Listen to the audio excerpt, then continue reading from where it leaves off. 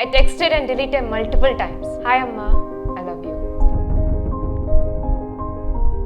I asked a vendor if he could give me food without paying for it. Criticism stopped being scary. It became my co-founder. We weren't just selling ideas, we were telling people, this is who I am.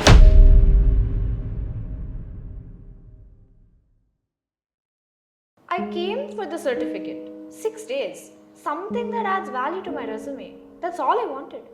I thought we learned about business, strategy, branding, market size, the stuff you can Google in 10 minutes and sound smart about. But then they told us to pick up our phones, call a loved one and tell them that we love them.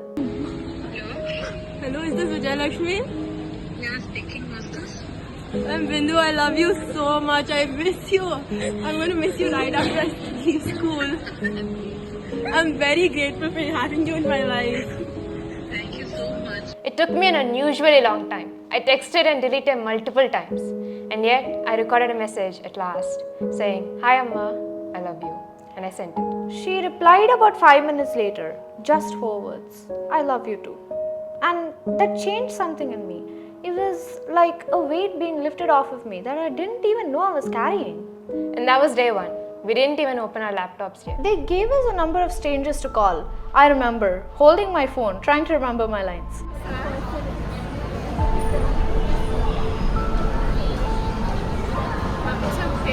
I like this cold calling thing happening right now. But then the voice in the back of my head kept telling me, what if they hang up? What if they laugh? What if I fail? And then I heard a voice. Hello? I stammered something about the program. I'm from Moospack. My name is Bindu. So I have a startup idea. It's a portable optical store which is currently operating in Hyderabad. We can come up to your house and check your eye and give you... He just said, not interested, and hung up. I stared at the screen. I was not done yet though. But then the fourth person listened. Just listen. And that meant everything to me. I asked a vendor if he could give me food without paying for it. Not to trick him, but just to step out of my comfort zone. Can we get anything though for free? Like, would you be willing to give it to us on the house? No, ma'am. Yeah, right now would be nice. Yeah. Okay, no, this is not. I told him it was a fundraiser for my own courage. He laughed and said one almost for bravery. It wasn't really about the food. It was just about me stepping out of my comfort zone and realizing I won't give up even if it's a no. Dancing in public sounds like an Instagram trend. But for us, it was a battle against our own self-consciousness. Siddhant will have to redo it. I'm a very level best.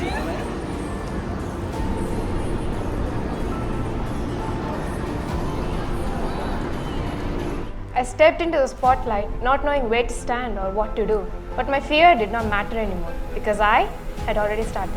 I used to think confidence meant just being loud. But that day, it meant going up to a random guy I didn't know and saying, you seemed cool. I was wondering if I could have your number.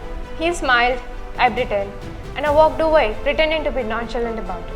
But inside, I was rebuilding the person I thought I couldn't. Not really, I was just tired.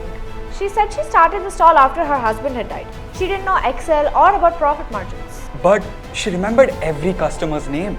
She even remembered who wanted more sugar, who didn't want ginger. That was her CRM.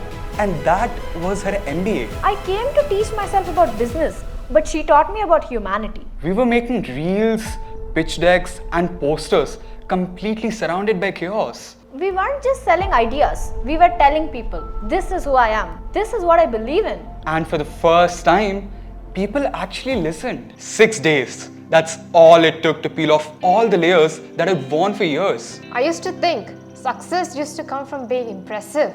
But now, I know it comes from being real. And there's nothing more real than to sit in a room full of your peers as they tear your idea apart. You can't work with them. And how do you think you can work with your whole customer base and you'll get a whole team? Exactly. If you can't trust your team, this is so enthusiastic. What about your whole database group, all the plans you had there? Startup roasting isn't just fun. It is brutal. It is blunt. It is necessary. Drugs and sex have nothing in common. There's a food drug concept. Okay, what about the doctor? There's a massive. Because it's better to bleed here than out there. I didn't become fearless. I just became familiar with fear. I shook its hand. It became my accomplice. And I kept going. When they roasted my startup, I felt exposed. And as entrepreneurs, you kind of just didn't even understand what a different business was. Are you sure you can run your own business? But then I realized every flaw that they pointed out became warnings, not wounds. And soon, criticism stopped being scary. It became my co-founder. People say internships teach you skills, but Kratos taught me about myself. Who am I when I'm scared? Who am I when I'm rejected? Who am I when I fail?